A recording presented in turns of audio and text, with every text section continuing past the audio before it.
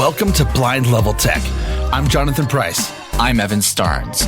And together, we're bringing you news, tech, and information about blind technologies. Being blind doesn't mean you have to stop living. We're going to show you just how possible it is to live the life you want. What's up, everybody? Jonathan Price here with Blind Level Tech. And man, I'm so excited for this week.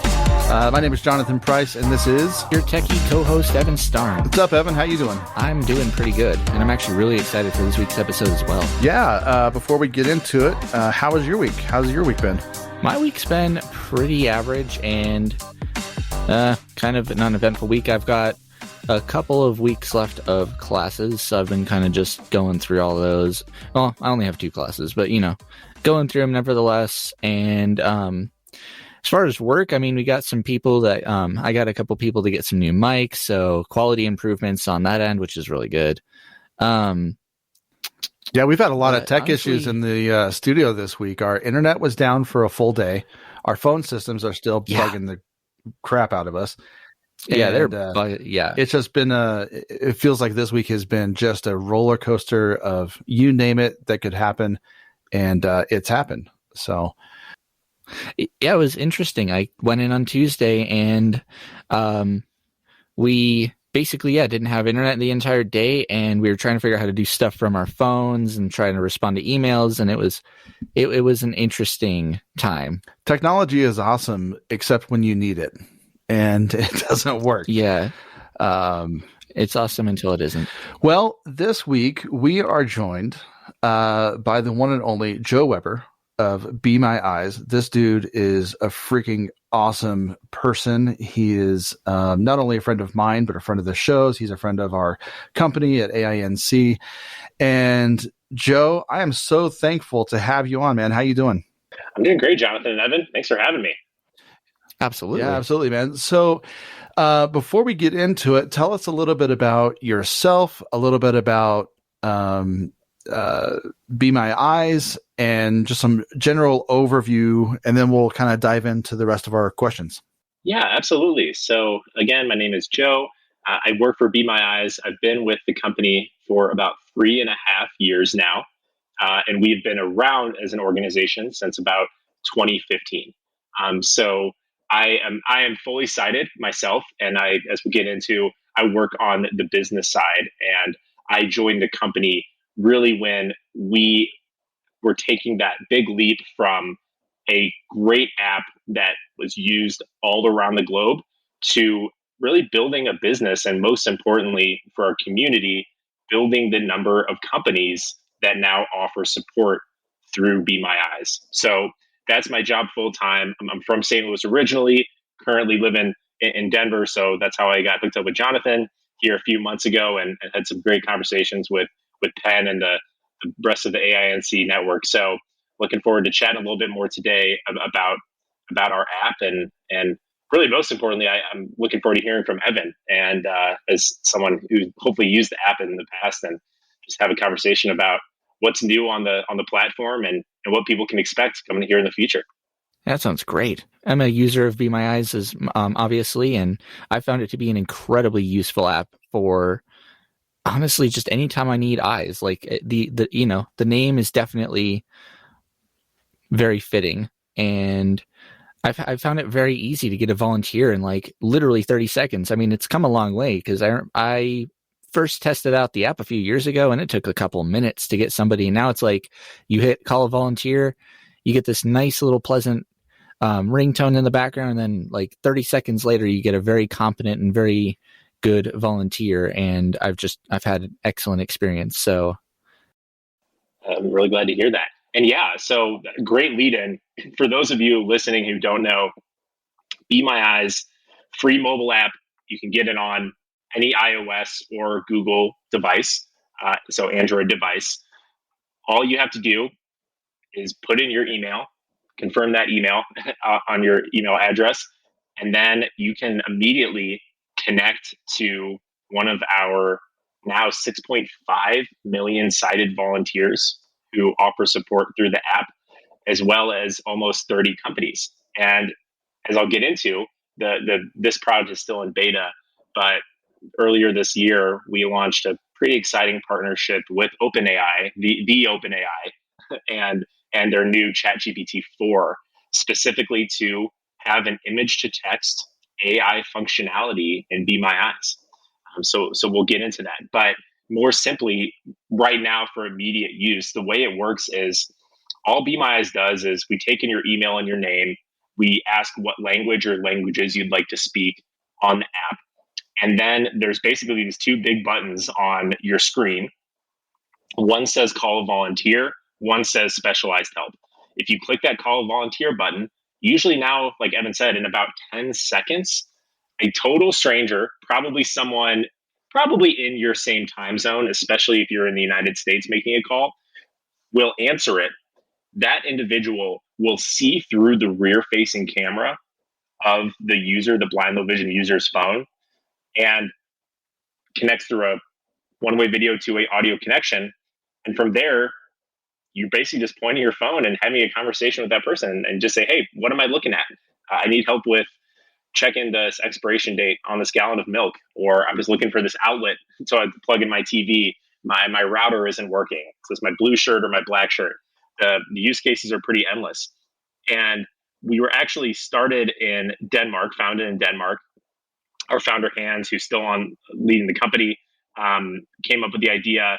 He has retinitis pigmentosa himself, I think he's in his late 50s, 60s now, and really just came up with the idea back in like 2012 when things like FaceTime were becoming a little more widely used. He loved using it to call his daughter or his wife when they weren't around, and he just thought, hey, I should be able to call anyone at any time. Why do I have to still rely on a family member or friend? And with a small team, including our co-founder, Christian, who's now our chief evangelist, they just launched this app on the App Store back in 2015. And since then, we've grown and we're just about to hit 500,000 blind low vision signups on the app. Like I said, we're about 6.5 million volunteers.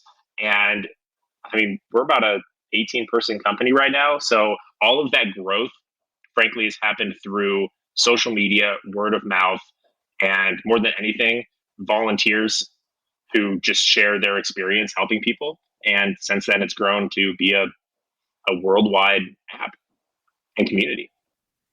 Yeah, it's absolutely bonkers how fast you guys have grown. I mean, you guys are in 150 plus countries. I think you said, last time I checked, it was over 180 languages spoken. And that's you're talking about a 13-to-1 ratio from those who are blind with and low vision to volunteers. And before we get into the AI, I want to talk about the volunteer process and how you guys find those, and just through like the security aspect of it. Speak to that real quick, and then we'll jump into the AI, because this is going to just be bonkers. I'm so excited to get into it. Yeah, absolutely. So look, the bottom line is, for those 6.5 million volunteers, we have a terms of service on the app, and all the traditional policies you would imagine of interacting on social media. But besides the fact of having to be over the age of 17 to use the app in general, either as a volunteer or as a user, our vetting process is pretty minimal, which frankly is a testament to the types of people who interact on our app, and I think just how this is just, and again, I can be a cynical person, trust me, but I just have never become less surprised, even as a biased worker of this company, of how well people treat each other on the app. If anything, be totally honest, and anyone in our company would be comfortable with me saying this, the only issues we've ever had are in terms of misuse of the app is actually on the blind user side. And really, and sometimes, and frankly, what it normally is with Be My Eyes, our policies essentially are terms and conditions basically state that, obviously, number one, this is not meant to be an emergency service. If you're trying to cross a busy street, if you're trying to do something really serious, we don't want you sharing any personal information. But I'll be honest, sometimes blind people and our users will kind of ask our volunteers some tough questions sometimes, frankly, because they have no other outlet to provide support. And as you can imagine, absolutely. And frankly, we've had like some pranksters on the app before who will like make a silly call in to a volunteer. But every time something like that happens, we initially panic. And then the volunteer is just like, hey, it's not a big deal. I get it. And they have another call coming their way from someone who's real. So, as the app will grow, we'll continue to bolster probably how the service works. And a dream we really have is to have like specialized volunteers. So there's a group of people who say, hey, I'm an expert. I'm just like a techie. I want to help folks specifically with tech. And so we might be able to kind of create new tiers of volunteers. But right now, we just use this thing called like trust in our fellow man, and it keeps working for us. So knock on wood. But I'm telling you, it's just one of those things where and the other part I will say is the way the app is encrypted, the call starts. Imagine you're a sighted person. You get this notification on your phone that a Be My Eyes call is coming in. Immediately a phone screen pops up and you're seeing through the rear facing camera of someone's phone. 90% of the time, that caller has used Be My Eyes a ton of times, and they're probably not even going to have a lot of chit chat up front. It's just going to be like, sometimes I've opened it and it's pointed at a computer serial code or a laptop serial code. And they just say, hey, what does this say? You read it out loud, they go, okay, bye. And then the way it's encrypted is you have no idea who you spoke to. So it's anonymized, and that kind of protects both sides from, anything like that. Nice. I do love the fact that you have volunteers as young as 17. You said over 17 or 17 or older, I believe. Yeah. Okay. So in that vein, I can see somebody who is blind as someone who's young, similar to Evan, speaking with somebody their own age and being able to have that sort of, I guess, social dialogue that's more appropriate for that age group, that age range. And then do you have any idea how old your oldest volunteer is? That's an amazing question. And right now we're not collecting any demographic data or really much data in general of any of our users or our volunteers. But I mean, I will say we did last year launch a partnership with AARP. And specifically, they're having their volunteers, many of who those volunteers are AARP members, so over the age of, I think, 55. Sure. And so, and as we've kind of started to do more corporate events and for volunteering where we get a group of employees together so they can answer some calls kind of as a virtual give back opportunity, I think we have started to see a pretty wide range of people trying out the app. And frankly, it's driven by young people most pertinently because our biggest community growth jumps that often will happen overnight is when someone is a volunteer and they have a huge TikTok following and they post it on TikTok and they say, I just answered this call from a blind person on this app called Be My Eyes. They have like 100,000 followers. And then we just get this uptick overnight of new people signing up because they saw this cool TikTok influencer, post about it. Very cool. That's pretty huge. Real quick, before I let Evan ask his question, can you give just some information if somebody wants to volunteer, how they can do that? Yes. So all you need is a smartphone and an email address. Go to your App Store or Google Play Store, type in Be My Eyes, 3 words. You'll download the app. When you sign up, it either says, I need visual assistance or I would like to volunteer. You click, I would like to volunteer. You confirm your email and that you're over the age of 17. And then you are ready to go. So for volunteers out there, the way it works is imagine you are in a giant line of 6.5 million people who are ready to receive calls. And for context, we get about 3,000 calls daily globally. About 1,000 to 1,500 of those are in the United States, or at least in North America. Wow. So as a general volunteer, especially if you only speak English, if you're fluent in any other languages, I strongly encourage you to select that other language. Calls, I'll be honest with you, are going to be pretty infrequent most of the time. We try to give you a first shot at a call about 24 hours after you sign up. But from there, it just, so anytime, like if Evan were to click that button right now on his phone, call a volunteer, it would send out a notification to about 20 different people at the same time. Each of those people receives a notification on their phone that there's an incoming Be My Eyes call.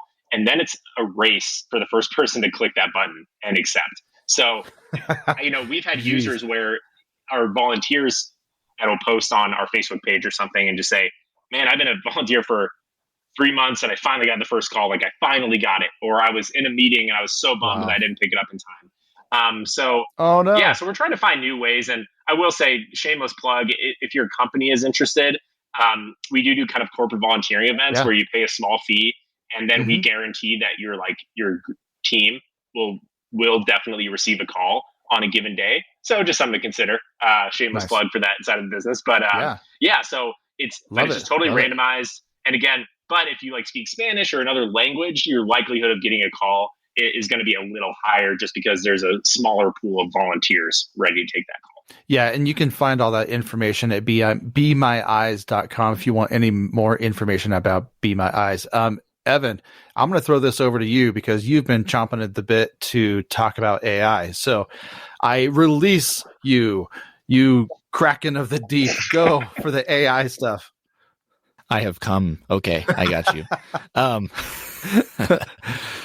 Well, so Joe, thank you. You already answered the question I had about it, what it generally looks like when a call comes in. I was kind of curious as a user of the platform because, I didn't know if it looked like a phone call or if it just popped up, but that's pretty cool. And before I dive into the lovely AI portion, I do want to quickly put in smartphone cameras in general have come a massively long way since they were a thing back when camera phones were a concept.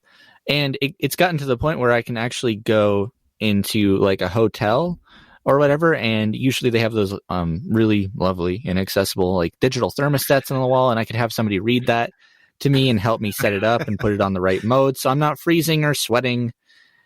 It's good for it's even good enough that they can tell me what button my finger is on when it comes to setting the oven if it's not labeled or what have you. So really useful. I'm really looking forward to this new OpenAI concept because I've used AI-based platforms before, including things like there was an app called TapTapSee, and there are apps like Seeing AI and Envision, and they're all good, but I'm really curious to see what integrating Be My Eyes with ChatGPT/OpenAI is really going to look like, because it's gotten to the point where it is, extremely intelligent, and I really think it could be a game changer when it comes to image recognition, and especially if it's a live thing where it's actually describing stuff that's happening around you, in real time, rather than you taking a snapshot of something. That's going to be huge because that doesn't really exist. Yes, there's the Orcam, which we had an episode on, but other than that, it's not it's not really a common thing. So, Joe, I'd definitely like you to talk more about the integration of OpenAI and what we should be expecting within the coming months. Absolutely. So right now, the way it works is, and this product is in beta, so we have, I think now, close to 100 Be My Eyes power users that we've had relationships with through different avenues all over the world who are testing out this feature. Not entirely sure when it's going to be totally opened up to the full community. There is a wait list right now that you can sign up for on the website. And Evan, we can talk after this call about bumping you up on that list. No offense to anyone else who's in line, but that's one of the benefits of special treatment. Special treatment. Yeah, just buttering the biscuit here a little bit. Hey, I'm not complaining. Yeah.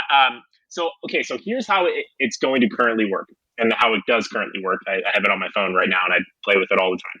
So, like I said, Be My Eyes right now, 2 buttons on the screen: call a volunteer, specialized help. Specialized help is where you can connect directly to customer service representatives from a ton of the biggest brands in the world. Microsoft was the first one, I believe. Yep, Microsoft and Google were our first 2 customers. We now have Spotify, there's a great company called Accessible Pharmacy, which is based in Pennsylvania. It was a it is a home delivery pharmacy service that if you call in, they will help you read a glucose monitor. They'll help you take a COVID test. They will help you read a label on a pill bottle. And then even if you want, you can become a customer of theirs, and they have great accessible packaging and all these different kinds of cool stuff. So That's incredible. what will happen is there's going to be a third button that says virtual volunteer. And so when OpenAI announced ChatGPT-4 a little earlier this year, we were one of their few partners that was announced as part of the launch. And right now, we are the only tech company that is specifically testing out their image to text generation feature. So what you do in the app is you open up that virtual volunteer function. You do, at least at this point, you do have to take a picture. But that being said, part of the intelligence of the AI is if you take a picture and it's not quite in focus, it will actually kind of ask you, or we're trying to get it to train to ask you to retake that picture. And once you take that picture, number one, you then get into basically a chat conversation with GPT-4 based on that picture. So I take the picture, I can ask it a really open-ended question like, what am I looking at? Or what is this? It will describe that image for you. And then from there, and this is the difference between, I think, other platforms on the market. It has that ChatGPT-4 context. So once I start a conversation with the AI bot about whatever image I took, I can get deeper with it about the implications of what I'm looking at. So a simple example would be if I were to open up my refrigerator and just take a picture of what's inside my refrigerator. I could just simply ask, what am I looking at? It's going to start listing off, hey, that's a Heinz ketchup bottle. I see, I see some Greek yogurt. I see some chicken breasts, things like that.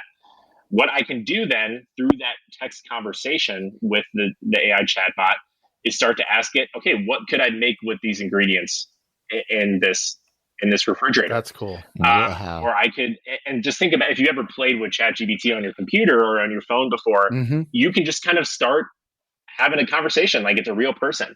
And then there will be a little button at the bottom that will say, hey, do you want to talk to a live volunteer instead about this? Like, go ahead. And you can click it, and then you're connected to that volunteer.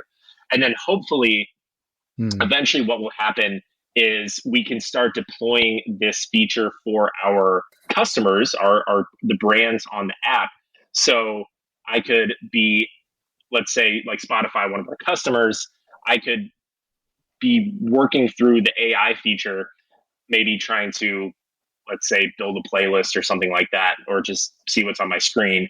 And then it would be able to recognize, oh, okay, this is a Spotify issue. Would you like to talk to someone from Spotify?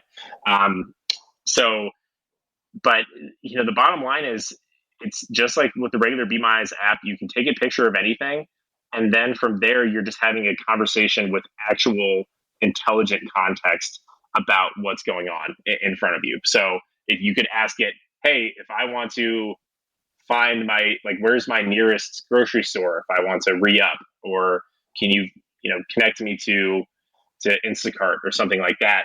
In theory, it's going to be able to, send you links, do anything that this newest model of ChatGPT can function, but all most specifically with this video piece in mind. So I've actually rented a hotel room and gone in and tested out everything you just described, like pointing it at the thermostat, pointing it at the phone, which button is which, going into the bathroom and doing the classic, is this the shampoo or the conditioner question. So that's a lot of what our beta testers are doing right now. And we're actually going to be working with some of our existing and new partners, companies, to test out use cases using AI specifically for their products and services.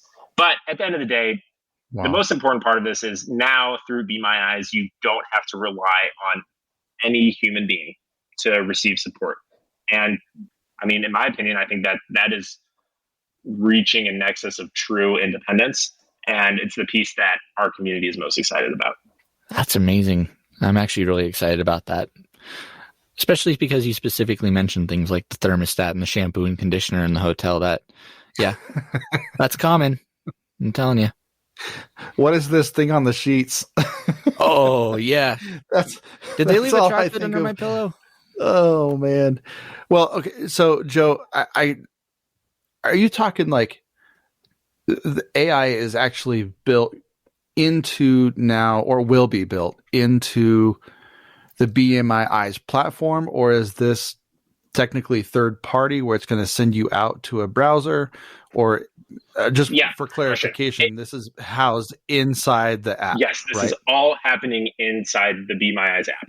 So even if, and I'll be honest, I'm not sure how accessible just ChatGPT 4 is as a website. Sure. I'm sure it's great, and we love the folks at OpenAI. But I will say the benefit and frankly the reason why OpenAI, being the massive hotshot company that they are, chose us is because we have, in my opinion, gotten the closest thing to perfecting a user experience for someone who's blind. So the chat, the video, the taking the picture of the image, it's all happening in the Be My Eyes app. It's compatible in pretty much any way you would use a smartphone as someone with any kind of vision challenge, whether that's just using voiceover, whether you have, maybe a zoomed in screen or contrast, or even just using voice commands. So the idea is this is all occurring within the Be My Eyes platform, in a platform that so many of our existing users already trust. And frankly, for us, as you know, there are millions of people in the United States alone, and then you could hundreds of millions globally who need visual support. We only have 500,000 of them on the app right now. And I will say, I think part of that comes to not necessarily our voice globally, but the fact that I think a lot of people who could benefit from this service don't have smartphones, or something we're really trying to target right now is reaching out to just older Americans who maybe not, or older adults globally who maybe don't identify as someone who is legally blind, but later in age, they've dealt with some eyesight issues and they don't even realize that, a free service like this is available. So a big piece of it is going to be, frankly, using that OpenAI mouthpiece to get this in the hands of more people who, and I've heard this from blind folks who know of Be My Eyes very well, at the end of the day, as much as we love our volunteers and company partners, some folks just don't want to talk to a human. And that is totally valid. So we're just giving them an opportunity to do something totally private, totally within their own realm, and just speaking to this AI platform. With the human option always available, of course. Because there are times when, I do want a human to read me instructions or help me fix something, or read the, setup screen on my computer. Right. And I think, right now we're at about 30 company partners, tons of blindness nonprofits are on the app. Like I said, Microsoft, Google, Barilla, Procter and Gamble, Sony is another one. But this is my real day job, is growing the number of brands on our platform. And the hard work as a small company is actually making this pitch to organizations in this crazy economic climate we've been in, really for the past 3 years now, that making an investment in supporting your customers who have vision impairments through this platform is worthwhile. And so that's always what I'm trying to preach on being on the business side, is this is such an amazing opportunity, not only just for a company to show that they're doing the right thing, but what we've also found is our agents, the employees at the companies who are answering these calls, get the same amazing warm feeling in their stomach after a call ends that our volunteers do. And customer service, as you know, is a really tough job. It's really demanding. People are usually only calling you when they're upset. But what we found is, because you're being such a differentiator as a company being on Be My Eyes, even if that blind low vision user is frustrated with a problem with your product when they reach out through Be My Eyes, there's just a level of appreciation that you're meeting them where they're at on their terms instead of the other way around, that it leads to just really friendly, warm conversations, even if they're helping them with a serious issue. It's interesting to me. You were talking briefly, you briefly mentioned the COVID stuff, and how did you guys, it seems like you guys have really embraced the technology side, obviously, but with all of that, the lockdown and everything going completely digital, how much did that affect your growth rate? And then with this new advancement of the AI and the ChatGPT-4, I mean, you're going to see, I hope, exponential amount of users. And then what does that also do for the human side of it, the volunteers? Yeah, so I joined the company, and we really started to scale as an organization starting actually in February of 2020. So I joined in December of 2019. That's when we really started to get a ton of, so like the worst time possible. Exactly. And I swear, guys, I remember I left my old job to work for this company, and I was so excited. I mean, just over the moon that I had an opportunity to work with a brand like this. And I remember thinking, I was like, man, my life is too good right now. Something is going to happen. Like, it's too good. I'm working for this amazing company. Like, something has to go wrong. And then COVID hit. So here's the thing with COVID, though. Yeah. I will say that and now we've picked up back momentum. There were a lot of conversations we were having, especially with like transportation, hospitality brands, that just kind of had to go by the wayside. However, our pitch was always that so many of our users are living alone in an apartment or a house, right, and they need support digitally. And so, ironically, as still as tough it is sometimes for companies when they have to hunker down and be really particular about what they're spending their money on, the bottom line is it only increased, I think, our pitch, which is that now everyone is home alone. Everyone is trying to do things totally remotely.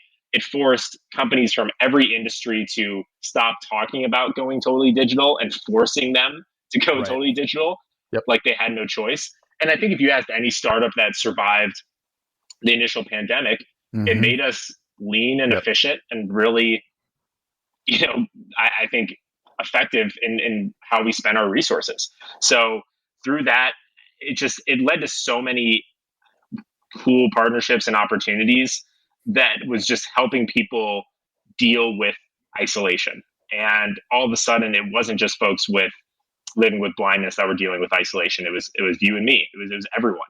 So I think, and then on the volunteer side, the same thing.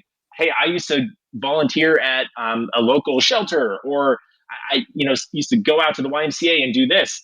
All of a sudden, we had all these folks saying, like, I want to volunteer and give back, but I am stuck in my home. So we got a ton of more volunteers who were trying to help remotely. So, I mean, we would it always helps any business when the economy is doing super well. But the bottom line is it thrust us all, whether we liked it or not, into a more digital and remote world. And Be My Eyes is the perfect tool for that kind of scenario. And I love the fact that, even though everybody has gone completely digital, or a lot of companies have gone totally digital, it's taken the isolation that was caused by this pandemic, and it's actually brought those who were naturally isolated from the world before COVID, and it's brought everybody kind of into the same fold. Right. And so now you have that relational aspect through Be My Eyes and through the app where people can call and talk to live people if they're secluded, if they're by themselves, or if they need, I know it's not like a therapy line, but if they just need help and connecting to the outside world, this is the perfect way to do that. Yeah, absolutely. And I know I said before that a lot of our users like to get down to business and just immediately ask a question, but all of the time, there are, frankly, friendships being built over the platform when someone just wants someone to talk to. So that's the beauty of it. And I just think, especially being a millennial and seeing how, big tech and companies and social media has changed from kind of like the optimistic view we had of a lot of these platforms, back when we were all a little younger, earlier in the 2000s. Be My Eyes all of a sudden has just kind of come as this, in my opinion, a beam of light that the internet can be used for good. Now we only hear the negative things, and especially with social media, right? Yeah. My gosh. And so the fact that we've been able to kind of hit our stride, as I think so many other social media platforms are struggling with trust and reputation, is a beautiful thing, and certainly plays to our advantage selfishly as we try to grow as a business. Well, before we land this bird, I'm going to give Evan the last question. Evan, what do you got? I honestly don't have too much. I imagine that just going back to the whole Chat GPT thing, I mean, I wasn't even thinking about asking it to make like recipes out of what's in my fridge. That's genius. And I think it's pretty cool. That's bonkers. Yeah, and I imagine that awesome. The chat thing will be through like text to speech, right? I imagine. So I don't know how that's going to work if it uses your phone's text to speech or how that works. I am curious to play with that, of course. But yeah, I mean, you can use the chat directly, and it's labeled really well and really simple to find. I do believe, you can also use text to speech, and that's going to be one of the features we enhance and play around with. And luckily, this momentum with OpenAI has helped us invest a lot more in tech resources just to build our team and be able to offer new features. But the one thing that will remain true is that, and this is what our founder Hans always says, is accessibility. A big part of accessibility is financial accessibility.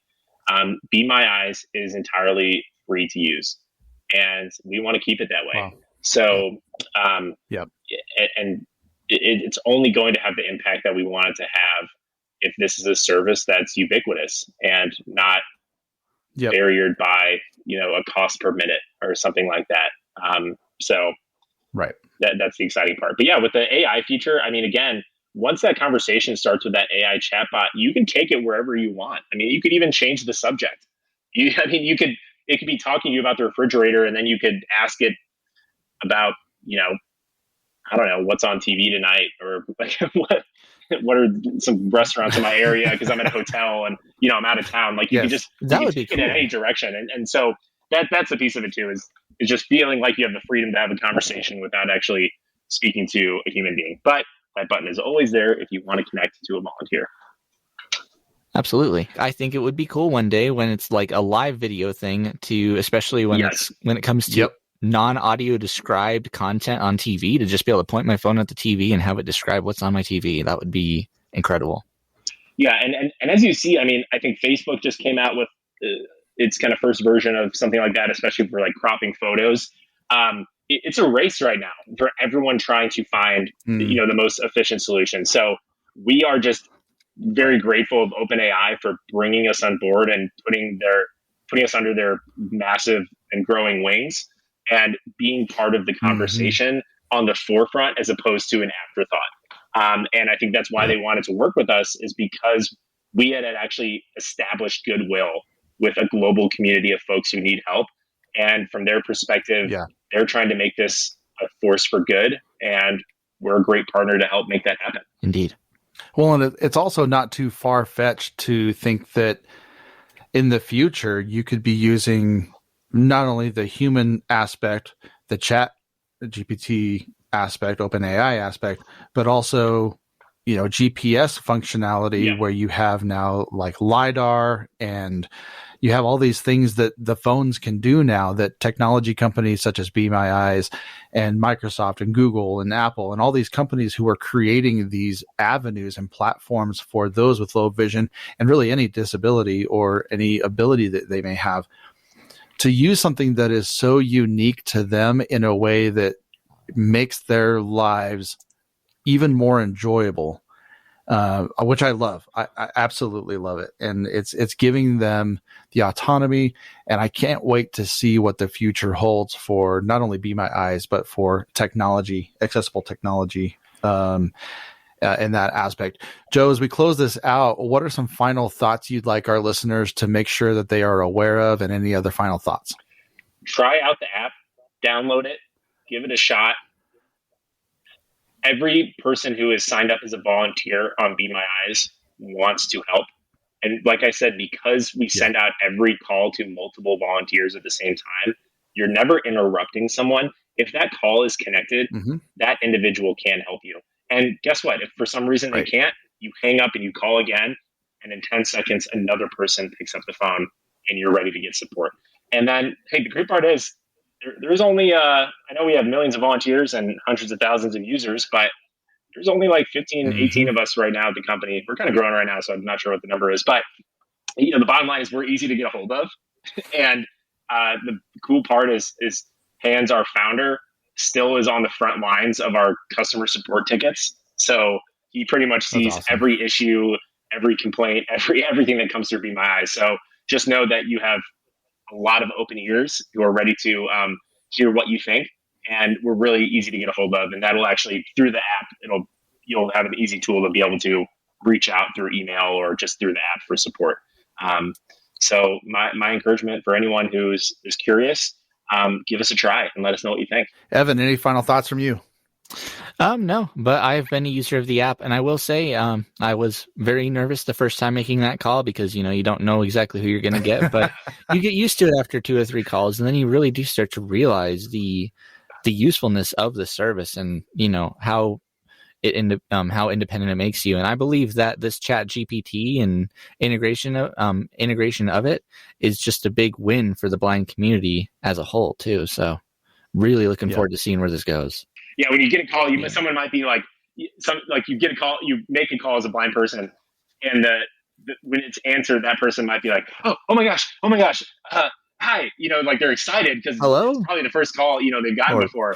You're right, and so just you might have to calm them down as the user. That might be the issue, just because they're really pumped to be able to offer some kind of support. So really glad you've had a good experience with it so far. Very. Well, Joe, thank you so much for being on, and I so appreciate you and all the stuff that you're doing with Be My Eyes. We'll definitely have to go get lunch, go get dinner, hang out, and since you're only 20 minutes away from us, so for all of you out there in podcast land listening to this, we do have a couple events coming up. Oh, sorry, one event and one kind of promo that we're doing. The first is the promo. The White Cane Project. If you or someone you love is in need of a white cane, AINC is actually going to give capital GIVEFREE a white cane. And this is, there are some guidelines, so you can go online and figure that out. If you're a resident of Colorado, if you're blind, that's pretty much it. And we want to make sure that we are a resource for you and that we are a cornerstone for this community. And then the second thing is our concert in the dark event that is going to be hosted by AINC and PBS at the Masterpiece Theater downtown. And we are bringing in Diane Shore, the 2-time Grammy-winning jazz pianist. She is blind and has just an amazing story. If you want to hear her story, you can listen to it on Aftersight with Penn Street, and I'll link to that in the show notes. That'll be available. And you can listen to all of our other podcasts on there as well, Blindsight, Aftersight, and Navigating Life with Vision Loss, and, of course, the show that you're listening to now. So, Joe, thanks for coming on the show, man. Thanks, Jonathan. Thanks, Evan. This is a great way to wrap up a Friday afternoon. It's a pleasure talking to you both. Absolutely. Well, for Evan Starnes, AINC, this is Jonathan Price, and this is Blind Level Tech. We'll talk to you next week.